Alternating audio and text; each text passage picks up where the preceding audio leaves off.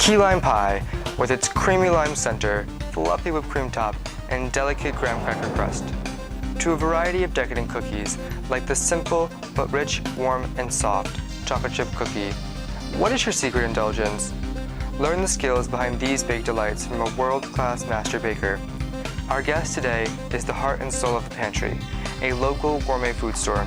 He will share with us his unique talent and endeavors that he has encountered on his journey to the top of his location.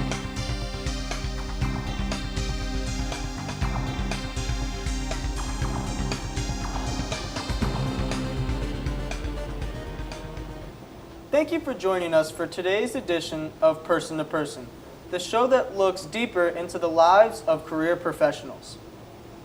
The guest you are about to meet is a world-renowned baker who has clients from all over the United States and even in other countries.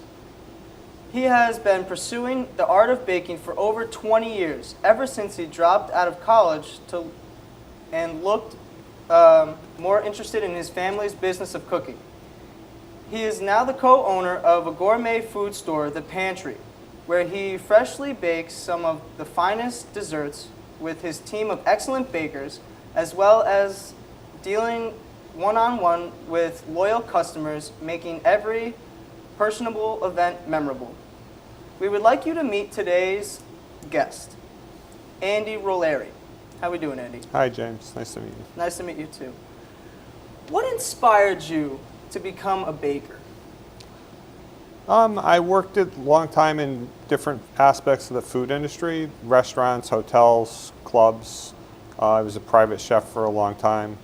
And I always seemed to just gravitate towards baking and pastry. It was always a favorite part of the food service for me. I did that when I was in California in a big hotel, and I really took a liking to it, so I sort of stopped cooking and started doing pastry at that time in my career, and it was fairly early on, and so I did that for a number of years, and I just stuck with it. I still cook occasionally, but most of the time I do pastry and desserts. Okay. We have a video of you telling us where you learned how to bake. Why don't we take a look at that? Sure. Actually, my second job out of culinary school was in a restaurant in LA that my roommate worked at, and I went in as the pastry chef there. And when I started, my boss at the time was we used to call him the little big guy. He was a 5 foot tall French maniac, and he gave me a 2-week trial. He said, if you can work with me and work here, you have a job, and if you can't, you're fired after 2 weeks. So I went in and I started baking, and it was extremely difficult, but I needed the job desperately, and I made it happen. As a baker, what made you decide to open up The Pantry, a gourmet food store? That was really a decision based on timing in my life, and I was at a point where I was making a decision as if I was going to stay as an employee for another person, or if I was going to move out and open my own business. And I always did want to start my own business or start a business, and the food or restaurant business is a lot of dictated by the schedule of restaurants, which means late nights and long hours, and I was looking to move away from that. So when I had the opportunity to do this, a lot of it was based on getting out early and having a life and a schedule, and this is one aspect of the food industry that really allows you to have that, whereas others don't necessarily are not as flexible to that. So that was a big impetus for me to do it. What kind of responsibilities and tasks do you have on the day-to-day basis? Nowadays, since I own my own store, I would say there's probably, I always say, I like to think it's more baking than it really is, but it's probably 10% baking and pastry, and 90% kind of dealing with getting food at the correct price, making sure people show up for work, dealing with customers and taking orders, typing in information into the computer, paperwork. The stuff that's sort of behind the scenes, you don't really see it, but that is also part of the business. So, but I do love, my favorite part of working is actually cooking or baking. Now, what kind of desserts do you sell, and do you have a favorite of your own? Sure. Probably the biggest single seller at the store are cookies, which you have a tray here from the store. We sell thousands a week. There's a number of different ones we do every day. We do special cookies, we do trays and platters, and a lot of people get cookies donated for events and stuff like that. So we do a lot of those. We make all kinds of cakes and tarts, fruit pies, cream pies. Key lime pie is probably one of our biggest sellers. We do make ice cream and sorbet in the store, so we do that as well. And mini pastries and small stuff so people can have, if they're having like a party and they want to have a variety of stuff, they have that as well. And I would say probably my single favorite thing is a chocolate eclair, which is, it's not really a top of the culinary world's pastry as far as thing. It's a very simple dessert, but it's good, and I grew up making that, and it's just one of my favorites.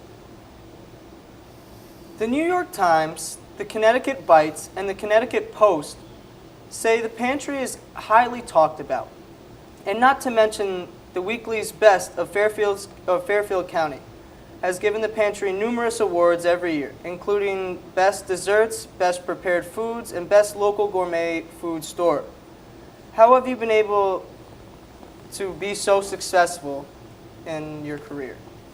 We've always sort of held the philosophy that more is not necessarily better. So we've attempted to control the amount of business that we take in every week, so that we could, what we did actually was correct, and customers were happy. People got what they ordered. People, got good quality stuff, because the tendency is for when you try to do more of something, the quality doesn't necessarily hold.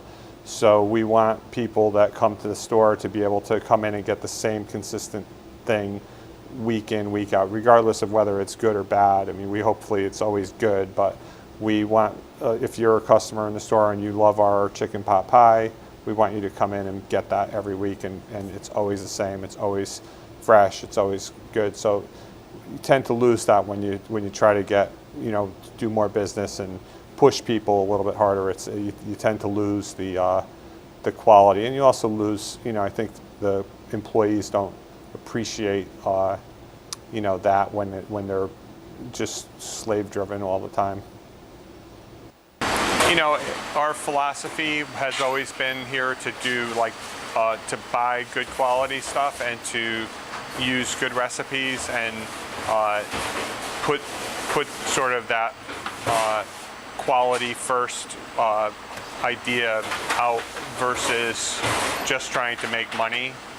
So it's at the expense of necessarily making as much money as we possibly could. We try to offer a good quality product at a reasonable price to people, where customers come in and they can buy a dessert that would be like a homemade dessert, or something they'd get from a quality pastry shop, but not for a ton of money, or not for nothing that tastes manufactured or cheap. Do you have any advice for those who are interested in becoming a professional baker like yourself? Sure. I would say my number one piece of advice would be to have a backup plan. If you have the ability to go to school and have another thing to fall back on, that would be great. It's a highly competitive industry. There's a lot of average paying jobs for bakers, and just in the restaurant business in general. It's sort of the nature of the business. So if you are in it and you're in it to make money, it's difficult. It can definitely happen, but it's a difficult thing to do. I'm lucky enough to be one of those people that has been successful at it financially.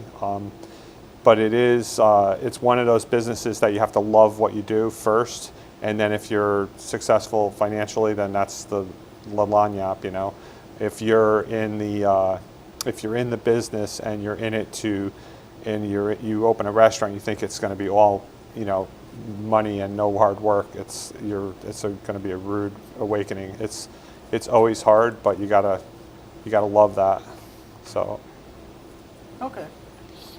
Today we got to meet someone who began his professional career unsure of how to pursue it, and with a family's love of food, realized his passion for baking. Now he is a co-owner of a widely popular gourmet food store, where he creates the finest desserts in the area. With a successful business and partnership for the last 10 years, we can only hope for the best for the future. We would like to thank Andy Roleri for joining us today. Thank you, Andy. Thanks, James. We hope you enjoyed meeting one of many successful professionals, and we would like you to tune in next week. Thank you, and have a good day.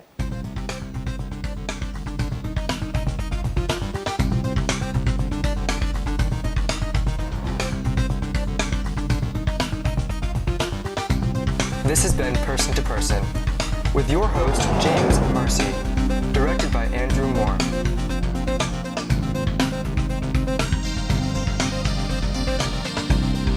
Person to Person is a Norwalk Community College student production.